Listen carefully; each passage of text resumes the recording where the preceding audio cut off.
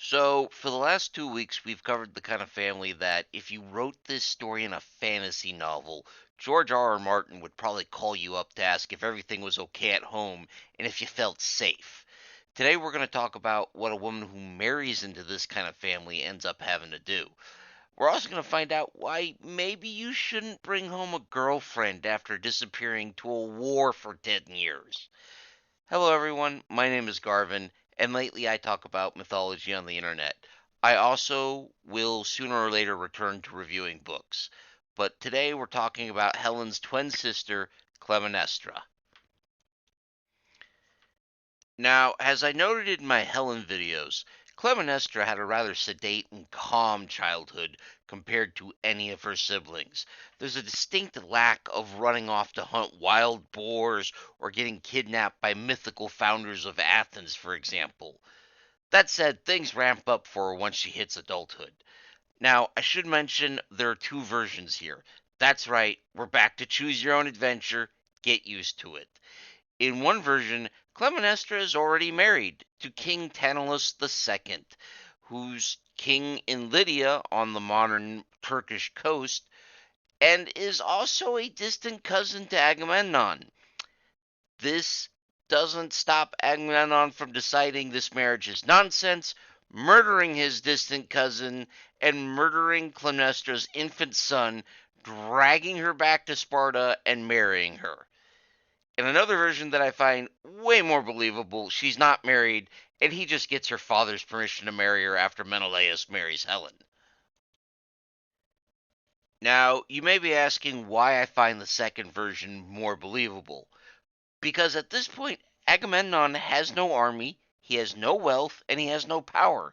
And I'm supposed to believe he just waltzed in, murdered a king, kidnapped a queen, and everyone was not only okay with it, but they let his brother marry the woman's twin sister. Yeah, that doesn't track for me, guys. Of course, keep in mind, I do think that Agamemnon and Menelaus likely had a number of adventures that just weren't preserved to the modern day. After all, they got on a list to be considered as suitors to not just the most beautiful woman in the world, but also the most beautiful woman in the world who's a princess and whose husband becomes the king of Sparta. That's not a club they just let anyone walk into. But tell you what, you tell me what you think about this in the comments, and I do look forward to hearing from all of you. So, Agamemnon and Clytemnestra managed to live in semi happiness, at least, until Paris showed up in Sparta. For what happened there, I'm going to direct you to my Paris videos. At which point, Agamemnon takes over as leader of the Pan Hellenic invasion force. It was a multi-year effort to organize the ships, men, and supplies needed to launch an invasion of Troy, during which he is smart enough to offend the goddess Artemis. Now, to be fair, offending gods is a family tradition for him, along with murdering members of his family. That said, I'm beginning to wonder if there's an inherited learning disability here or something. It just, why do these people keep doing this? Anywho, Agamemnon is told that in order to appease the gods, he must sacrifice his eldest daughter, Iphigenia, or the fleet won't be able to sail. So he's going to be keeping both traditions going. Lord, this family. Also, I apologize if I mangled Iphigenia's pronunciation. Just keep in mind, I'm an enthusiastic amateur, not an expert. Once again, like a lot of events in Greek mythology, there are a lot of different versions. There are, however, a number of things that hold true across all the different retellings. The oldest version is presented to us in the Fabulae, which is supposedly a compilation of older myths written by the Roman scholar Gaius Julius Hyginus, who lived in the 1st century AD. Although I should point out that what I found is that most modern scholars believe the copy we have is actually the dumbed down, abridged version, written by some unknown writer in the 2nd century AD. So imagine if 1,000 years from now, the only thing people have on Greek myths are my YouTube videos, and there you are. In this version, Iphigenia is told she is to be married to Achilles before the fleet sails and is led unknowingly to the sacrifice but saved by Artemis, who I guess just kind of changed her mind and whooshed the poor girl off to Crimea to be her priestess. Artemis does leave a deer in the girl's place, and the Greeks are rather happy to just sacrifice that instead. The most dramatic version, of course, comes from Euripides, who certainly keeps coming up in these videos, doesn't he? In his play Iphigenia in Aulis, Menelaus plays the villain, pressuring Agamemnon into sending for his daughter when Agamemnon is honestly ready to just give up the whole war rather than slit his own flesh and blood's throat. Menelaus even thwarts attempts by Agamemnon to keep his wife and daughter from showing up. Interestingly, Odysseus also pushes for this, which is weird because you think he'd be happy to say, screw it, I'm going home. I mean, he worked really hard to avoid joining up in the first place. The marriage to Achilles subplot shows up here as well, and is revealed to be a lie when Achilles meets both Clytemnestra and her daughter, who tell him how excited they are about the wedding, to which Achilles has to ask, wait, what wedding? Things go downhill from here. At this point, Agamemnon is facing a mutinous Greek army demanding that he sacrifice his daughter or the soldiers will rise up and murder their leaders. Achilles is in fact stoned by his own troops when he argues against human sacrifice. Despite this, Achilles goes to his tent, puts on his armor, and declares that while he is offended by Agamemnon using his name in a lie, he will marry this girl, she will live, and if he has to kill the Greek army to do it, well, too bad for the Greek army. I have to admit, I kind of admire Achilles at this point. He's 17, willing to fight his friends and an entire army to save the life of a girl he just met. That's the good heroics, folks. Clytemnestra, in all honesty, isn't all that far behind Achilles when it comes to throwing hands, and she is looking for anything she can use to save her oldest child.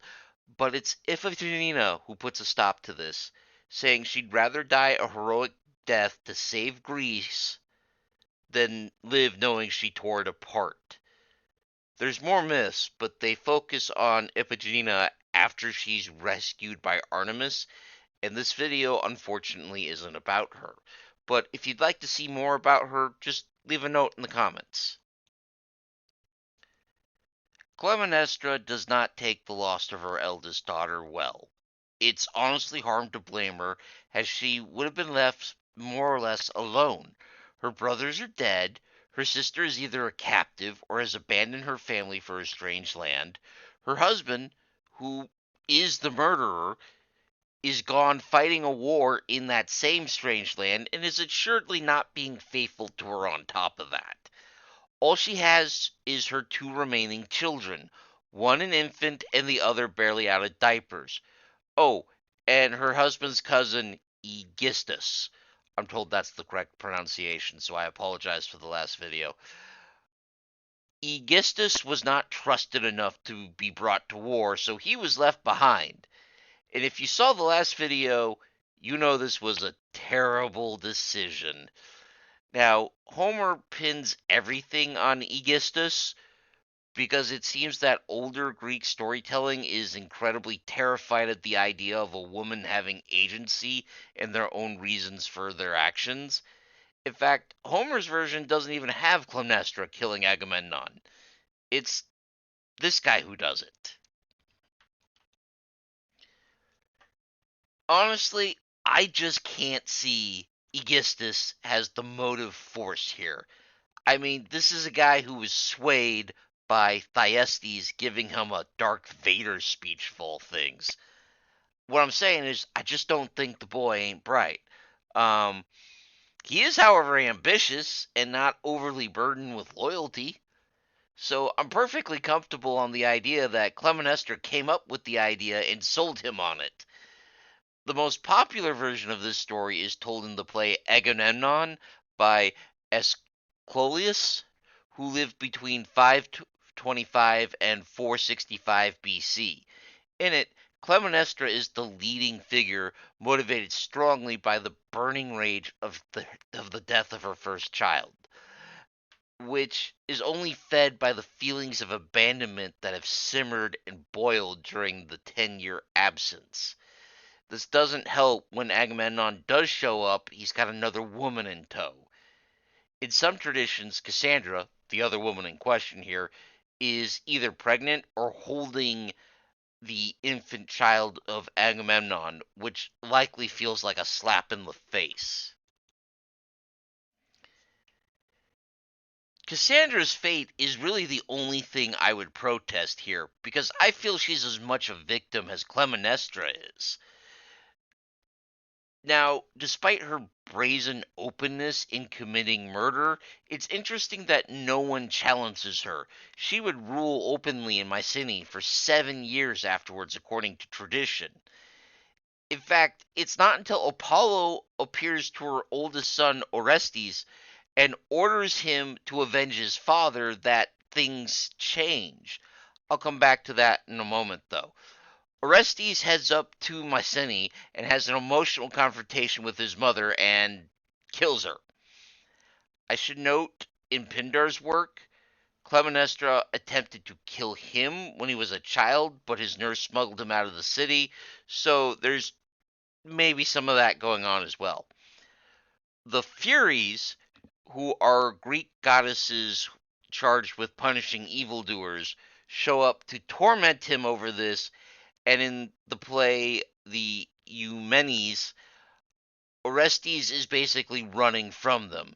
Now, he's able to give them the slip and flee towards Athens, but Clytemnestra is so hardcore that death itself cannot restrain her, and she shows up as a damn ghost, screams, and whips the Furies back to work.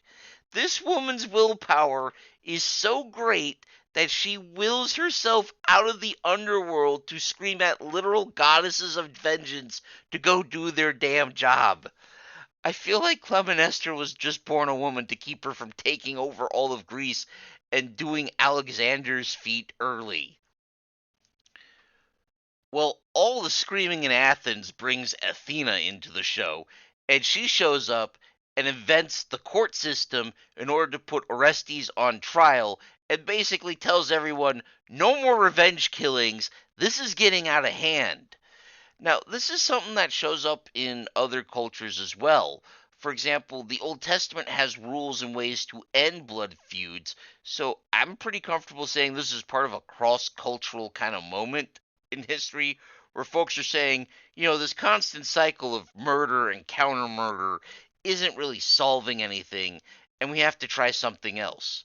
So the struggle to move past vengeance to justice has been going on for a very long time.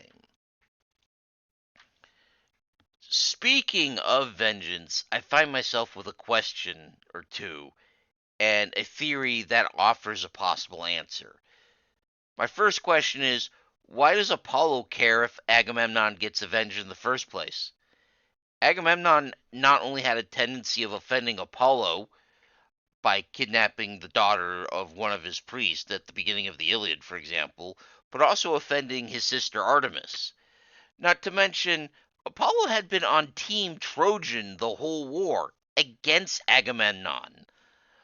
On the flip side, Clytemnestra did kill Cassandra, who was not only a priestess of Apollo, but someone Apollo once had romantic feelings about. And while Cassandra had turned him down, that doesn't mean Apollo doesn't give a crap when someone puts an axe through her face. So when Apollo told Orestes to just stop sitting around and get to killing, was this really about Agamemnon, or was Apollo using this as an excuse for another goal? I'm going to throw that out to y'all in the comments. Have fun discussing and thinking about that. Well, Well, folks, that is our video on Clytemnestra. Let me just say, I hope you enjoyed it. If you did, I'd like you to consider liking and subscribing, or even joining my Everwise patrons, where you can vote on upcoming videos and discuss possible themes for as little as $1 a month. We have a pair of polls up right now for you. I also like to give a big personal thank you to our highest tier patron, Big Steve. Thanks, man. We could not do this without your support. Now, next week, we finally get to Theus, Achilles' mother. Until then, let me just say I hope everyone stays safe and keep reading.